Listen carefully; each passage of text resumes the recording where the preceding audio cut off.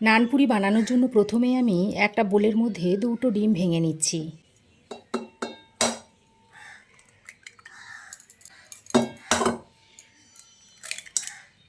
এর মধ্যে দিয়ে দিচ্ছি 1 কাপ মতো টক দই, স্বাদ মতো নুন দিয়ে দিচ্ছি, 2 চামচ চিনি দিয়ে দিচ্ছি, 2 চামচ মতো পাউডার দুধ দিয়ে দিচ্ছি, আর দিয়ে দিচ্ছি 1 চামচ মতো বেকিং পাউডার। তারপর সব কিছুকে আমি হাত দিয়ে একবার খুব ভালো করে মেখে নেব। দেখুন খুব ভালো করে মেখে নিয়েছি। এবার আমি এখানে 500 গ্রাম মতো ময়দা ঢেলে দিচ্ছি।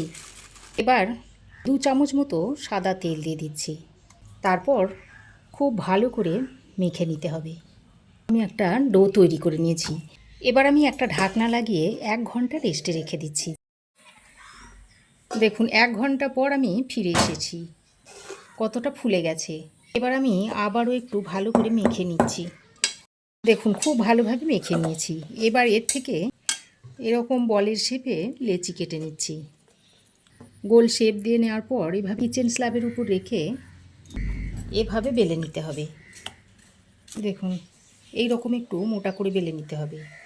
নানগুলো ভাজার জন্য একটা কড়াইয়ে আগে থেকে বেশ খানিকটা তেল গরম করতে দিয়েছি। এই নানটা এইভাবে দুহাতে করে দিয়ে দিচ্ছি। তারপর এইভাবে মাঝখানটা চেপে চেপে দিতে হবে, তাহলে নানগুলো খুব ভালোভাবে ফুলে উঠবে। দেখুন কত সুন্দর নানটা ফুলে উঠেছে। এবার আমি এইভাবে উল্টে পাল্টে নানটাকে ভালো করে ভেজে নিচ্ছি। নান ভাজা হয়ে গেলে তুলে নিচ্ছি। দেখুন সমস্ত নানপুরি ভেজে নেওয়া হয়ে গেছে।